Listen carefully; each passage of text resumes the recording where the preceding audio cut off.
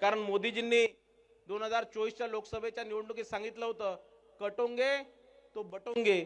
आणि जर या लोकांना जर आपण मतदान दिलं, चुकीने तिथे काँग्रेस, कारण हे निवडून येऊ शकत नाही, चुकीने तिथे काँग्रेस निवडून आला तर आपल्या प्रभागाचा विकास होणार नाही.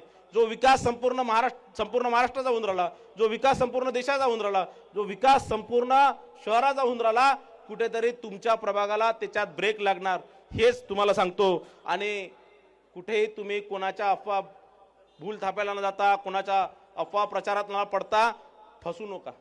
कारण मी आता नवीन नारा दिलेला आहे, बटोंगे तो फसोंगे.